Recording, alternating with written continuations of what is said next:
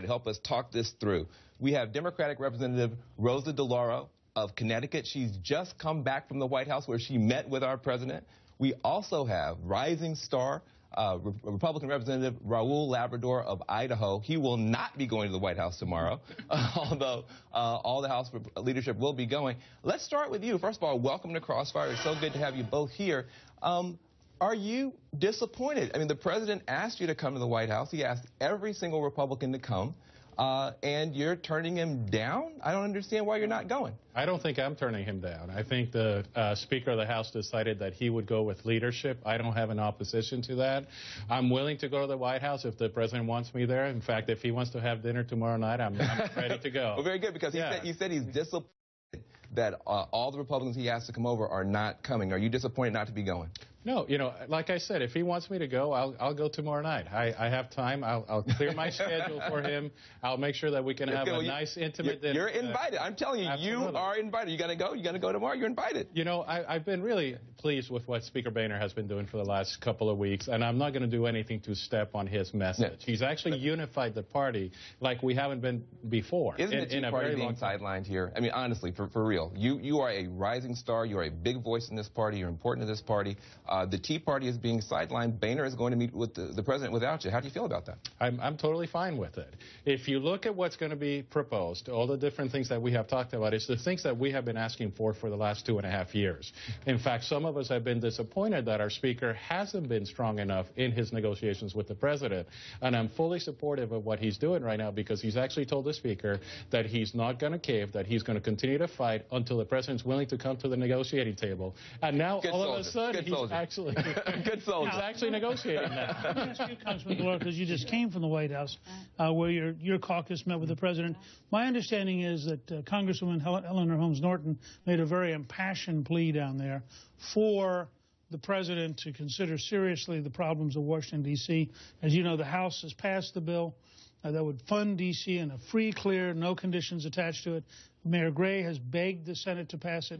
Eleanor Holmes Norton has begged it. I mean, what's your position about helping some unique hardship cases that could easily be taken care of while this negotiating is going on? Well, first of all, let me just say I'm sorry you're not going, and I wish that, in fact, the entire your entire caucus was going. And we were chatting before. There really is quite an extraordinary impact in being at the White House and the camaraderie amongst your colleagues, and with regard to a back and forth, the opportunity for a back and forth with the president. And sometimes it's great not just to have leadership have the opportunity to interact with the president, but quite frankly, rank and file, newly elected members who can get up in that situation and go toe-to-toe with the President of the United States. It's a wonderful forum, and that's true, quite frankly, with whomever would be in the White House. To your question, let me just say this.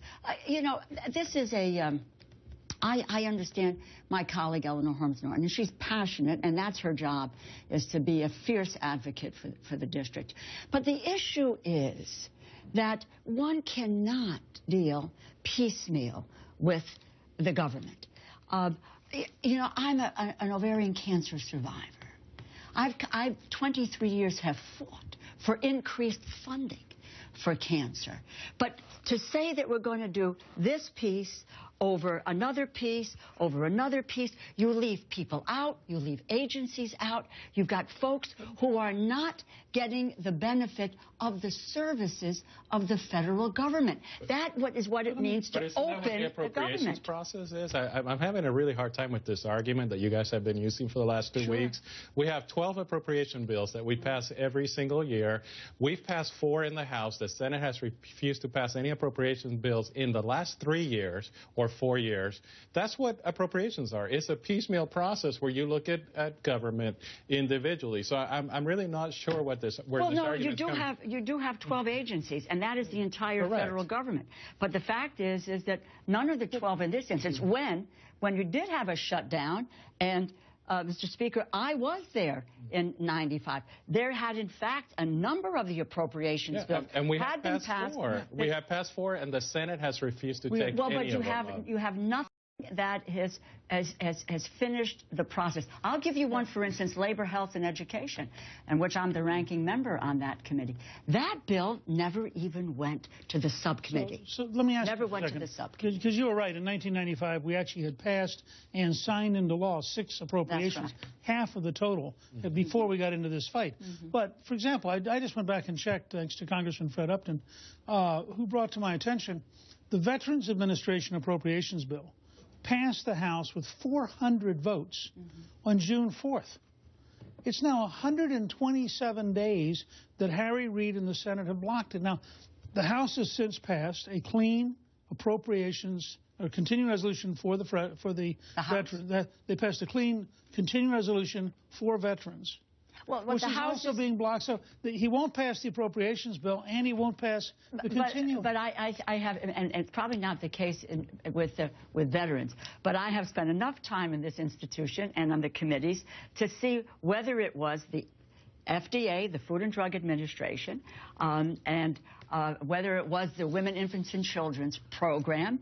I've sat in the committee, Head Start, quite frankly, where the Ryan budget was $1 billion in the cut to Head Start. Now, all of a sudden, as I said on the floor, people have gotten religion. It sounds like it's politics writ large, that just a few months ago, we can't fund Head Start. We can't fund a WIC program.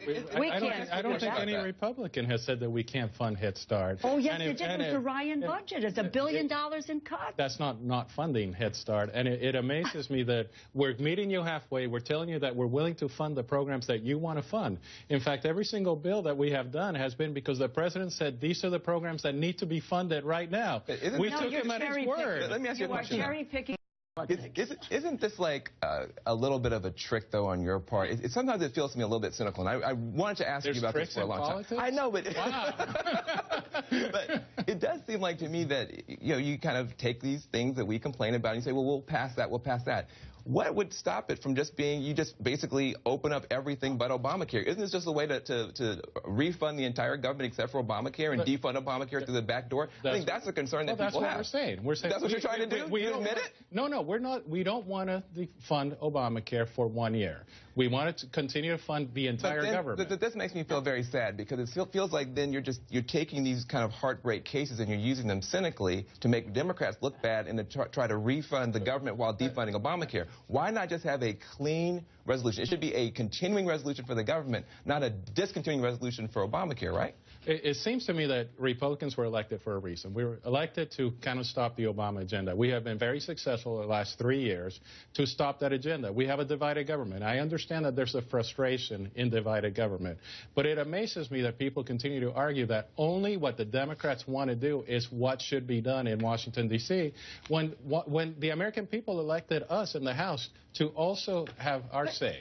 I mean, I find that just incredible. You want to pick and choose whatever it is that you want to get done. Isn't that what the appropriations process is? No, we have an appropriations process, and we come to a conclusion as to what we're doing. Quite frankly, and the presidents talk about a compromise. The president accepted the Republican budget number. As a matter of fact, it's much lower than his. That's a great talking point, but that's not true. No, it is true. No, it is absolutely our appropriations number was actually lower for 2014. But it's much lower than what the president... Your number is $967 billion. And that's not what the president accepted. Number, but it is... This is lower. What the president has accepted is lower than what the original Ryan budget is. Now, the president did that. A bipartisan debate in the Senate, a bipartisan debate in the Senate.